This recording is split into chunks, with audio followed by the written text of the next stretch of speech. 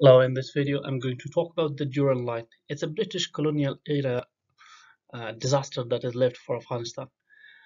Uh, this will be something of very importance because today the government of Pakistan uh, it really wants to legalize this line, this disaster that is drawn on paper between the British power in Afghanistan. At that time, India was not independent. Pakistan didn't exist. So the main problem was between the British government and Afghanistan.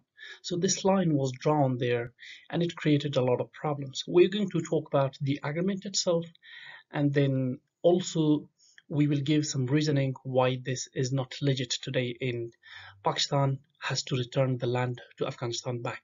And this has to be based on the will of the people on both sides of the line, because people from the same family are divided by this line that doesn't exist in reality. And Pakistan want to legalize that. And because of that, it has created problems for years and years on both sides of the line. In Khyber Pakhtunkhwa and also in Afghanistan, Pakistan is doing things that a normal human will not do. So I will just give you a little context. What happened when Durand arrived to Afghanistan? He stayed there for 7 consecutive weeks. The king didn't want to speak with him.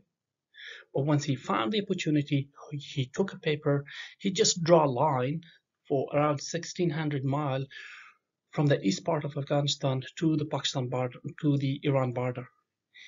He didn't consult with anyone. He didn't speak with any Afghan leader. He didn't speak with anyone who was living around the line. And just it was something that usually these colonial power did in many countries. And this guy came with no knowledge of Afghanistan, with no knowledge of the geography. He didn't have any technical people with him. Just a politician came. He had an agenda to resolve, and he came. He did this just in a very short time. This was really an insult, and this will stay an insult in the history of humans. This created a problem at that time, and this problem will continue until it's resolved. So on November 12th, 1893, this agreement was signed between Afghanistan and uh, Henry Mortimer Durand, or on behalf of the Britain. This was something that the Emir didn't speak English, so the translated version had one thing, but the English version had a different thing. So that's one side that the Afghans are not happy with this agreement, because what we had in reality is very different than what we signed with the British government. If you see here, this is the red line that is starting from the border of China and it's going through Pakistan and it's reaching to the Iran border. So actually, all of this area that is coming here in this place from Peshawar and even coming here to the Arabian Sea, this was all the land belonged to Afghanistan. Pakistan didn't exist at that time. So in a sense, we can say this was part of the colonized India, that the Britain conquered that land. And that's why when this British uh, uh, diplomat came to Afghanistan, and he wanted to resolve this for two reasons. One, because the king of Afghanistan, he was always interfering in these lands because he assumed these are his lands all around this area and even up to here. And this is what the British didn't want. So that was one reason they wanted to have a formal line between them. The second thing that they had fear on the northern border, the Tsar Russians, which is improving all over the places. They conquered different countries. They were planning to even move further. So one of the best ways for the British to conquer the and limit and put limitations to the Caesar improvement and extension, they wanted to create many barriers. So the first barrier, it was to create a different line here, and they created this Durand Line. And then they also worked on different parts of India to divide India into small countries. And one of those is Pakistan, that resulted in years and years after the British colonial era was over. But this happened. This is one of their objectives. and this will continue. And unfortunately, even today, in the Afghanistan context, there are some countries that they are trying to divide the country. They just want to always raise the concerns of the language. You're speaking Pashto, you're speaking Farsi, you're Hazara, you're Tajik, you're a Sunni, you're a Shia. They want to divide the country into small chunks because there's benefit to most of the countries, because there is still a very huge influence of the Russians in all these countries, in Uzbekistan, Tajikistan, Turkmenistan, and they are already here. So as soon as there's no other power and they don't have these barriers, there is an easy access for the Russians to the oceans, and that can increase their power, that can increase their economic power and also their geopolitical importance. So it is very important for them to create as many countries as they can. So they are also working here on Balochistan to separate this from Pakistan. They're working also to divide Afghanistan into 2 or 3 different parts. They're also working at different parts of India to divide this. So these are all like big plans from some of the countries that they are planning to have these many small countries in order to avoid these big powers from the extension. The scope of this agreement that was signed, it was for few reasons. The first and most important thing was the international affairs. As I explained before, that the Caesar Russians were just extending throughout the world, and this was one of the places and one of the ways to put a barrier for them. The next thing that happened, it was about trade of ammunitions and explosives by the Afghan government. Unfortunately, when this agreement was written, probably it was because of the nature of it, and it was written in a different language, and the king couldn't realize this. The English put a language that is humiliating, that tells someone else, okay, we are signing this agreement with you, and we will not object anything if you're doing in terms of buying exclusive. I'm an independent country. Why you have to tell me that you cannot buy weapons, you cannot buy explosive and ammunition from other countries? As an independent country, why I have to have a say from you? And at the same time, they wanted to have a frontier or a barrier between the colonized India and Afghanistan. And Pakistan didn't exist at that time. And this was very unfortunate. So it started from the eastern to the southern border between the king of Afghanistan, and it started from the Wakhan border to the Persian border. This was a very unfortunate and black part of the Afghan history that happened between those times. And the other reason that the whole purpose that this was signed, it was to avoid interference. The government of India will at no time exercise interference in the territories lying beyond this line on the side of Afghanistan, and His Highness the Emir will at no time exercise interference in the territories lying beyond the line of the side of India. So when they're talking about India, it's not about this India that exists today. It is the India that was colonized by the British. So it was technically an agreement between the Britain and also Afghanistan. India was not into the game, but it's just for the literature purpose that they put there, because India technically didn't have any power. All the thing from the trade, foreign affair, the control of the land, in everything that was in the hands of the British. The unfortunate side, the Afghanistan was losing territory because people on both sides of the line, they didn't have any power to control that. And we lost more land because of this agreement. The British government thus agrees to His Highness the Emir retaining Asmar. So this was part of Afghanistan, but they wrote it in a way that the British government will not have power to control that.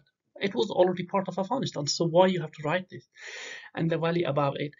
And as far as the Chanak, His Highness agrees, on the other hand, that it will at no time exercise interference in Swat, Bajwar, and Chatra, including the Arnwali or Bashgal Valley.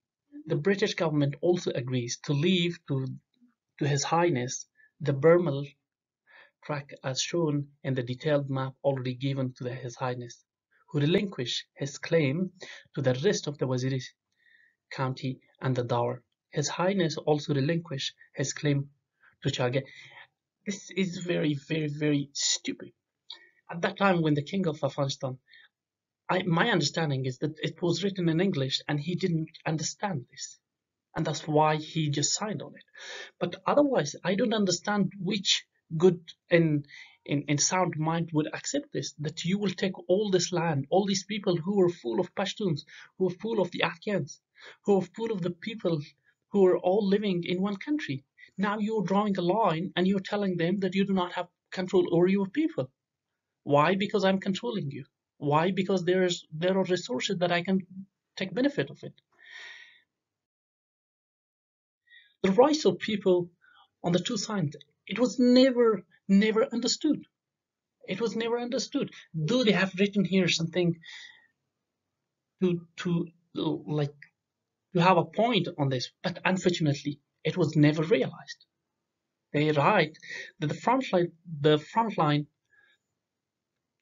will hereafter be laid down in details and demarcated, whenever this may be practicable and desirable, by joint British and Afghan commissioners, whose object will be to arrive by mutual understanding at a boundary which shall adhere with the greatest possible exactness to line shown in the map attached to the agreement, having due regard to the existing local rights of village adjoining to the frontier. This is something very important. On both sides, there were people living from the same community. For example, a father was living in the same village, but today that village is divided in two parts. One part is going to Afghanistan and one part is going to the British. But this was very unfortunate because when they draw this line, now these people had limitation. If you go into the other side, you're crossing the line. And if they are coming here, it was their own home. This created more problem. When Pakistan was created, when Pakistan was given birth on the map, this had a real problem because Pakistan is not a Britain. They do not realize things that are not in their benefit. They're going to draw a line. They're going to officialize it. They're going to set this because they think they're the progenies of the British colonial power, which isn't true because Pakistan is an independent country. So in a sense, when you sign an agreement with point A and point B, and then point B is going away or doesn't exist anymore, then the agreement is nullified itself. But Pakistan is taking benefit of some of the things that are in their benefits, and things that do not benefit themselves, they don't consider it. They say it doesn't exist. It is not real. It is not true. Afghanistan is losing more land. So in the agreement, when it goes further, it writes with reference to the question of Chaman. So this is another area full of Pashtuns. Pashtuns who are living in Kandahar, Helmand. These are the people who are living in Chaman. Chaman was part of this great Kandahar area. The Amir withdraws his objection to the new British cantonment and concedes to the British government the rights purchased by him in Serkei Telere water. At the part of the frontier, the line will be drawn as follows. So there is another line, another division of the family, another division of the big Afghan family that they want to draw a line so that they can create as many problems as they want. This is very unfortunate. This is a very stupid strategy that they use all around the world. From the crest of the Khaja Amran range near the Pasha Kotal, which remains the British territory. Now they are talking about British territory, but in other parts you have seen that they are talking about India, India, India, India. India, it didn't exist at that time as an independent country. It didn't have the power to sign any agreement with other countries. It was the British who signed these agreements because it was part of their land. The line will run in such a direction as leave Murghachaman and the Shuraba Spring to Afghanistan, and to pass halfway between the New Chaman fort in the Afghan outpost known locally as Lashkar Dan. The line will then pass halfway between the railway station and the hill known as the Melan Buldak. Today it's Buldak, but at that time they said Baldak. And turning southwards will rejoin the Khaja Amran range, leaving the Guasha post in the British territory, and the road Pusharawak, or today is Shorawak, to the west and the south of the territory, and the road to the Shorawak to the west and the south of the Gwasha in Afghanistan. The British government will not exercise any interference with half a mile of the road. This is another part that is very important, because when this agreement was signed with the British government, the agreement says that within a half mile they have to start they have to stay, all these British forces, they have to stay on the other side of the line. But the distance between the exact line and the British forces should be 1 mile. But today it's very unfortunate, because with the Afghan government, from time to time that we had different government, they were not strong enough. They didn't have control over this. Pakistan, not even that they stayed behind, like 1 mile behind the road, or behind the those tags that they were put on the border. Now they were even miles inside the Afghan land. This is very unfortunate. I want to say this again and again, that this is not just. This is not just. When you have power, you're just using that power in a bad way. Afghanistan will not be always the same way. Hopefully one day it will have power. It will take its land. It will take all its places. But remember that this was the agreement, that you have to stay behind the line. But now it's unfortunate. Now, how to resolve the conflict on if one arrives? So this was also part of the agreement that they put. The above article of agreement or regarded by the government of India. So now they were again talking about government of India, not the British government, and His Highness the Emir of Afghanistan, as a full and satisfactory settlement of all the principal differences of opinion which have arisen between them in regard to the frontier. And both the government of India and His Highness the Emir undertakes that any differences of detail, such as those which will have to be considered hereafter by the officers appointed to demarcate the boundary line, shall be settled in a friendly spirit. Friendly spirit. Friendly spirit means only if it was beneficial to the British. So as to remove for the future, as far as possible, all causes of doubt and misunderstanding between the two governments. This was something very important, because they said we need to resolve it through negotiation. We need to talk about this. But this never happened, because after that, the British invaded Afghanistan again. The British invaded again. But every time they invaded, they were defeated. So in a sense, when you have this line, when you have this agreement, and you say, I don't want to interfere in your country, and then you come again with your forces, you want to invade the country to conquer this, but it doesn't happen. So technically, whatever you signed in the past, and you also clearly say that you do not want to interfere in another's affair, you nullify that. There is nothing left.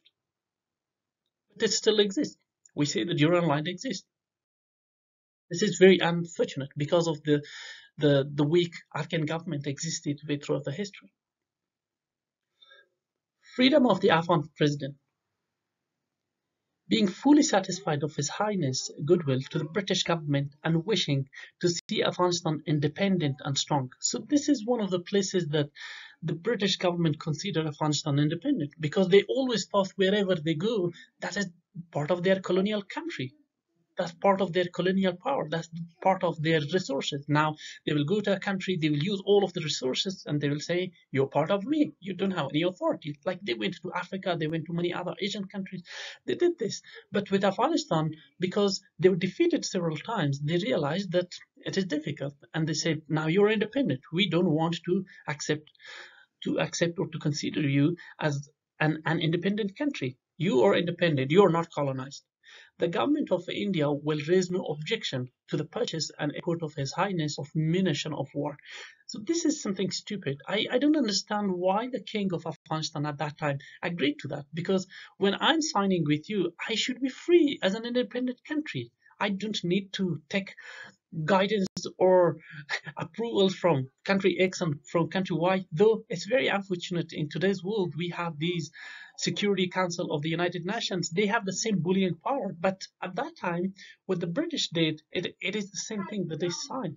The munition of war has to be purchased, and the British will not have any say in it.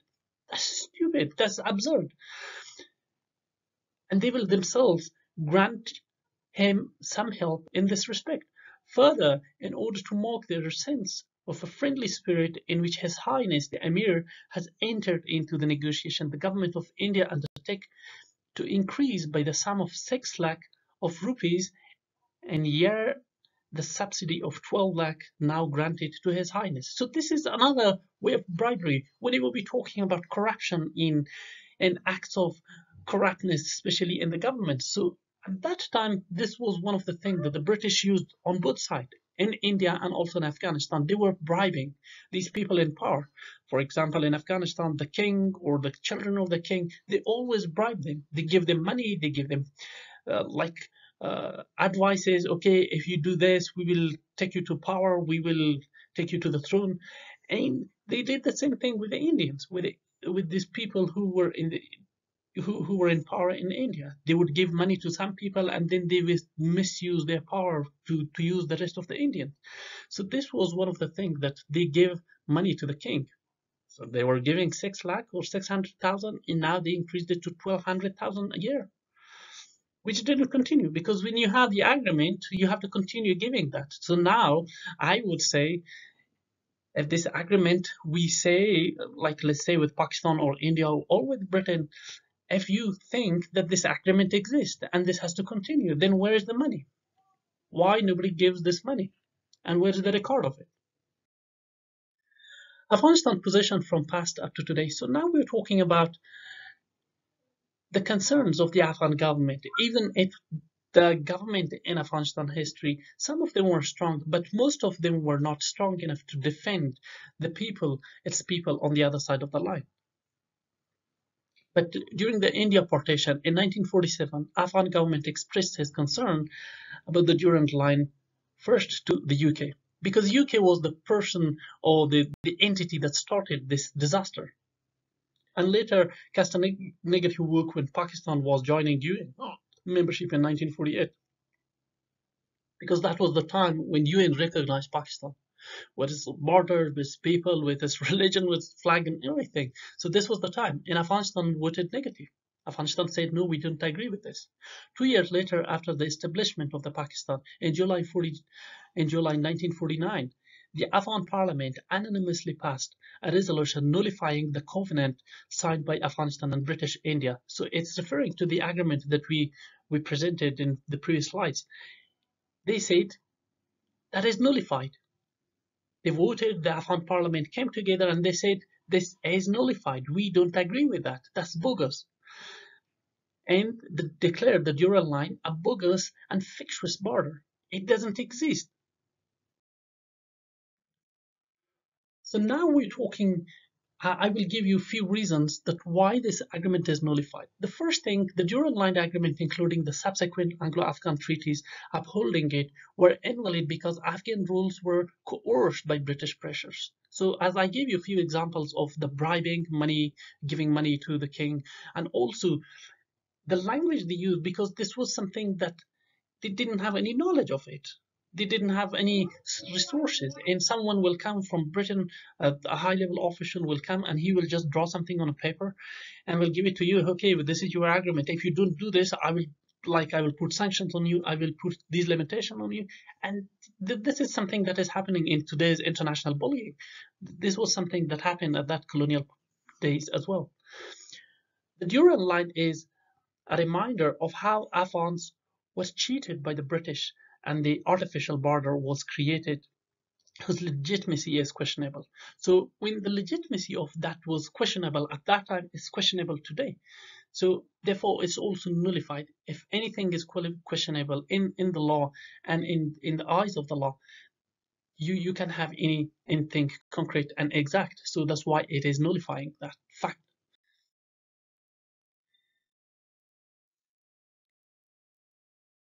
And we also have a few other reasons that the original treaties between the Britain and the Afghans didn't intend the division and sovereignty between the two powers.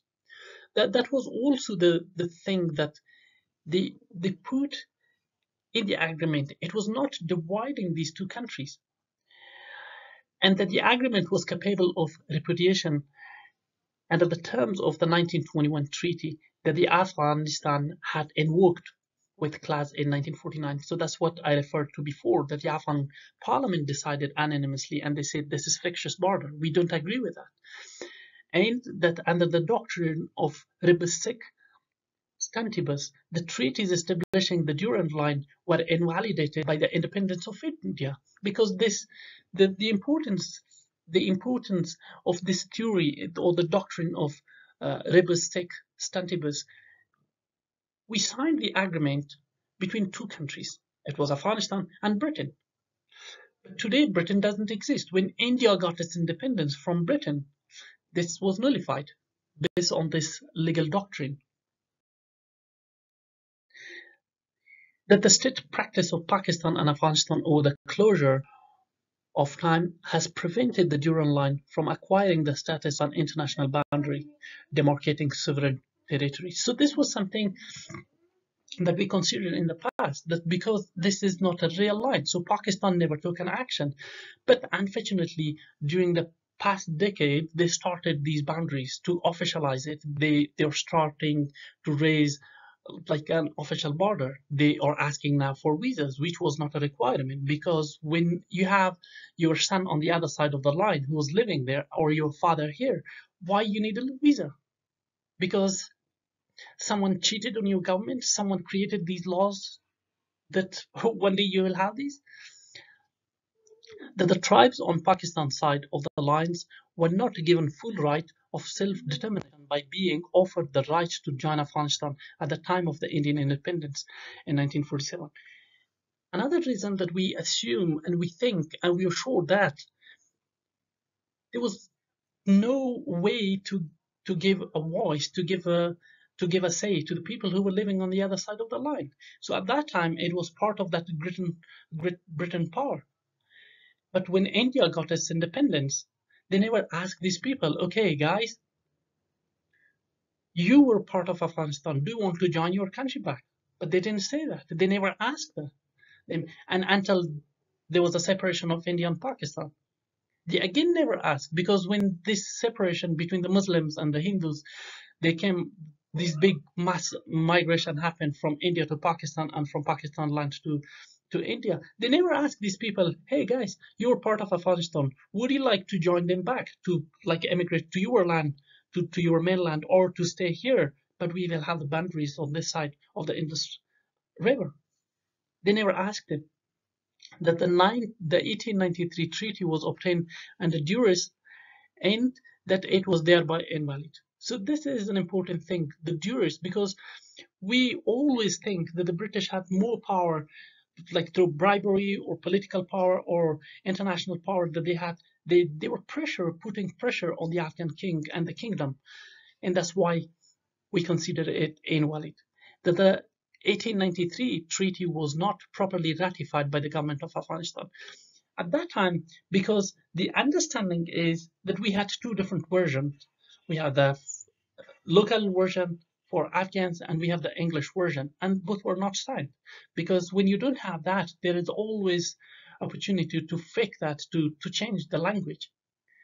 That the Pakistan is not a successor state to British India and thus not inheritor of the rights and obligation imposed by earlier treaties made by the British India. So this is also an important concern, because you can only carry on those agreements that were signed by the colonial power only if you're still part of that, or if you're successor of that, because Pakistan didn't exist at that time. So now if Pakistan didn't exist and they say, yes, India was colonized by Britain and this agreement was signed by India in Afghanistan, then we would say, yes, still there is valid reason, because the current Indian government is successor of the British power. But in this sense, it is not valid, because Pakistan didn't exist. It was given birth after the separation, after the independence of India. So that's why it makes it invalid. That's all about the Durand Line, and I hope this will give you some information about Durand Line, about this disaster that created problems from year and year for the Afghans, the security we do not have today, the problems that is happening in Afghanistan for the last 4 decades is mainly and mainly because of this line. this disaster, this seed of animosity that is creating problems for the whole country for 40 years at least. From the time the Pakistan or the country of Pakistan was established, they created this problem. But I do not blame it on Pakistan, because Pakistan is a country, it wants its line. I would put it on the generator of this, the person who started this problem, the person who's still pushing and fueling this war, fueling this animosity in this region. I don't understand what is the benefit for them, what they can achieve from this, but they're still behind. And I think the good way to resolve this would be to negotiate, to talk, and to come together and speak about this. I just want to raise one important thing, that if this continues, this line issue will continue, Pakistan will not stay the same. There will be division in Pakistan. There will be more problems. Pakistan will become smaller and smaller. So I think it's in benefit of both countries that they come and negotiate with each other, and they speak and resolve this through an official negotiation lines instead of using power. Because Afghanistan will not be powerless always. One day there will be power, and then you will repeat it.